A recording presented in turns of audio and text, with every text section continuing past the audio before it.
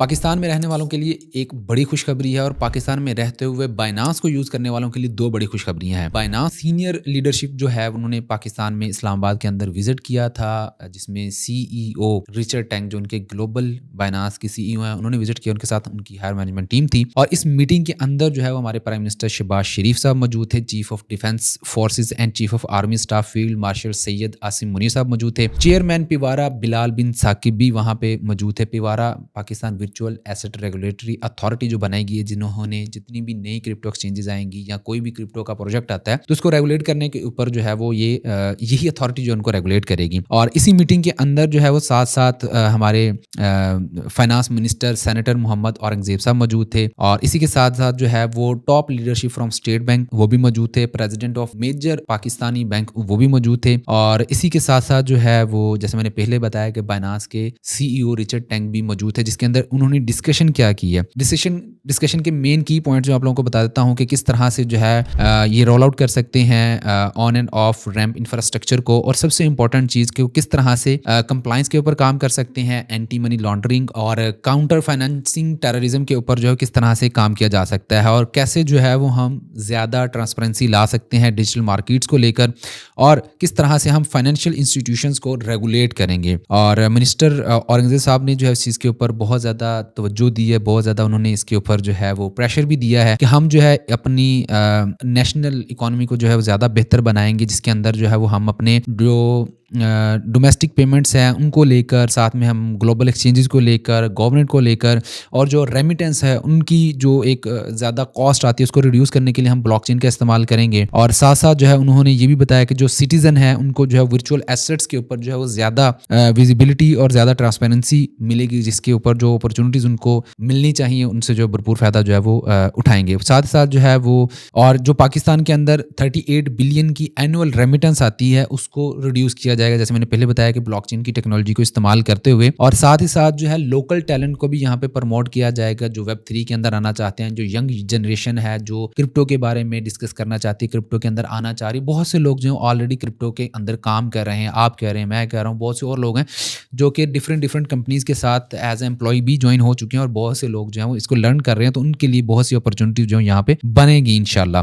और उसके साथ साथ जो है वो टोकनाइजेशन के ऊपर भी बात की गई कि टोकनाइजेशन को किस तरह से हम यूटिलाइज करेंगे, जिससे हम जो है वो लिक्विडिटी और इन्वेस्टर को हम अपनी कंट्री के अंदर जो है वो बहुत सी चीज़ों की एक्सेस दे सकेंगे। जैसे आपने देखा होगा कि दुबई के अंदर जो है वो टोकनाइज्ड एसेट्स जो हैं वो दिए जा रहे हैं, जिसमें फॉरेन इन्वेस्टमेंट आती है, और उनके अंदर जो है प्रॉपर्टी का, रियल एस्टेट का बहुत ज़्यादा बिजनेस जो है वो इन्हांस हो रहा है। तो पाकिस्तान के अंदर भी इस तरह की कोई टोकनाइजेशन के ऊपर काम अगर हो जाएगा तो बहुत सी चीज़ें जो है वो ईजी हो जाएंगी फॉरेन इन्वेस्टर्स के लिए।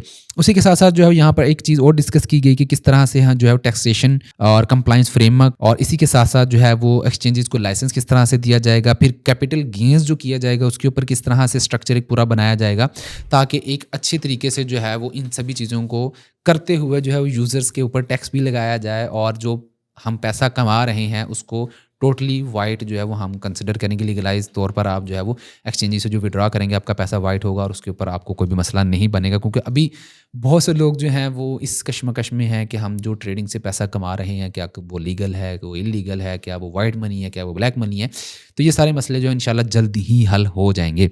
जो बैंक के प्रेसिडेंट्स थे उन्होंने भी अपना पर्सपेक्टिव जो है वो शेयर किया था कि किस तरह से जो है हम कस्टडी के ऊपर काम करेंगे, रिस्क को कैसे मैनेज करेंगे। लोग जो है वो बहुत ज़्यादा लॉस भी कर जाते हैं, पैसा जो है वो उनका लगा देते हैं, उनको इसकी रिस्क मैनेजमेंट की अवेयरनेस नहीं होती। तो उसमें जो है वो कोलैबोरेशन किस तरह से पाकिस्तान करेगा, जिसमें हम डिजिटल एसेट्स की एक जो होती है रिस्क मैनेजमेंट और उसकी कस्टडी को लेकर जो है किस तरह से हम जो है इनोवेशन ला सकते हैं अपनी टेक्नोलॉजी के अंदर। और उसी के साथ साथ जो है वो चेयरमैन बिलाल बिन साकिब ने भी ये चीज़ बताई कि एक पाकिस्तान के पास यूनिक अपॉर्चुनिटी है, और ये एक ऐसी टेक्नोलॉजी है कि जिसके अंदर पाकिस्तान को समझ के एक मौका मिला है कि जो वर्ल्ड वाइड कंट्रीज़ हैं, जो डेवलप कंट्रीज़ हैं, उनके साथ खड़े होकर जो है इसको अडॉप्ट करके एक स्टेप आगे जाया जा सकता है, और बहुत से कंट्रीज़ से भी आगे चले जाएंगे in term of economy, in term of education और मॉडर्नाइजेशन के ऊपर। और दूसरी ये तो बाइनांस यूज़र्स जो पाकिस्तान से हैं उनके लिए एक खुशखबरी थी। दूसरी खुशखबरी ओवरऑल सारे के सारे बाइनांस यूज़र्स के लिए है कि कि Binance becomes the first crypto exchange to secure a global licence under Abu Dhabi global markets.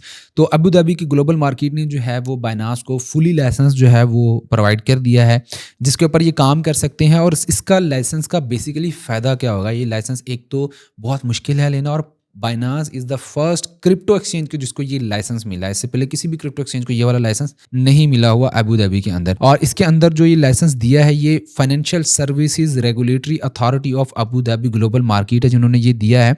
और इसका बेसिकली फ़ायदा क्या होगा, इसका फ़ायदा होगा बैंक्स, पेमेंट पार्टनर्स और इंस्टीट्यूशनल इन्वेस्टर्स जो हैं। बहुत से ऐसे इंस्टीट्यूशनल इन्वेस्टर्स, बैंक्स और पेमेंट पार्टनर्स होते हैं, वो कहते हैं कि जो इस अदारे से रेगुलेटेड एक्सचेंज है या कंपनी है, हमने सिर्फ उन्हीं के साथ काम करना है, उन्हीं के अंदर इन्वेस्ट करना है, उन्हीं के साथ हमने जो है वो अपनी कोलैबोरेशंस करनी है।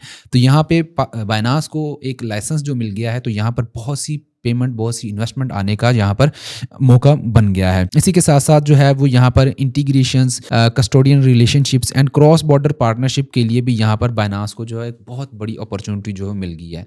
तो हम कह सकते हैं कि बाइनांस जो है वो जो सेंट्रलाइज एक्सचेंज है, ये मल्टी कंट्रीज़ के अंदर रजिस्टर्ड है ऑलरेडी, बहरीन के अंदर, तुर्की के अंदर, फिर उसके बाद जो है वो इन अनकरीब पाकिस्तान के अंदर भी इंशाल्लाह हो जाएगी, फिर दुबई के अंदर, यूएई के अंदर, बहुत सी और भी यहाँ पर लिस्ट भी आपको मिल जाएगी, वरना बाइनांस की वेबसाइट पर जाकर भी देख सकते हैं कि इनके पास बहुत सी कंट्रीज़ की ऑलरेडी लाइसेंसिंग मौजूद है। तो यहाँ पर हम कह सकते हैं कि it is the number 1 exchange के जिसके पास ज़्यादा लाइसेंस हैं, ज़्यादा सिक्योर है। और इन टर्म्स ऑफ नंबर अगर देखा जाए तो 300 मिलियन यूज़र्स भी इसके क्रॉस कर चुके हैं। तो ये भी गुड न्यूज़ है कि एक ऐसी एक्सचेंज है, नंबर 1 एक्सचेंज है कि जिसके सबसे ज़्यादा यूज़र्स हैं और जिसके ऊपर सबसे ज़्यादा ट्रेडिंग वॉल्यूम भी आता है। तो ये रिकॉर्ड है, और ये रिकॉर्ड इसने मेंटेन किया हुआ है पिछले 4 से 5 साल के अरसे के दौरान। कोई भी ऐसी एक्सचेंज नहीं कम्पीट कर सकी इतनी ज़्यादा अच्छे तरीके से काम करने के ऊपर, इतना ज़्यादा यूज़र बेस बनाने के ऊपर और इतना ज़्यादा ट्रेडिंग वॉल्यूम जनरेट करने के ऊपर। तो ये थी एक न्यूज़ जो कि आप लोगों के लिए जानना ज़रूरी था। जो पाकिस्तान के अंदर रहते हैं उनके लिए भी एक नई अपडेट आ चुकी है। और बहुत से लोगों को ये कन्फ्यूजन थी कि बिलाल बिन साकिब पीसीसी से रिज़ाइन कर चुके हैं, तो शायद अब कुछ नहीं होगा।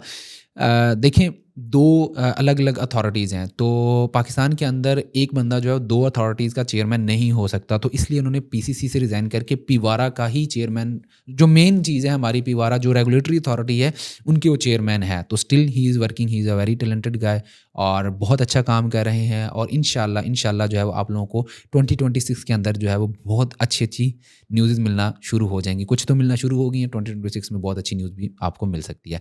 वीडियो अगर पसंद है तो लाइक कीजिएगा। मज़ीद इस तरह की वीडियोस देखनी है तो आप पी फॉर प्रोवाइडर को सब्सक्राइब कर लें, फॉलो कर लें और नोटिफिकेशन को ऑन कर लें, ताकि जब भी कोई नई वीडियो आए तो आप लोग बर वक्त जो है उसको देख सकें। अपना ख्याल रखिएगा। कोई क्वेश्चन है तो आप कमेंट सेक्शन में कीजिएगा। अल्लाह हाफ़िज़।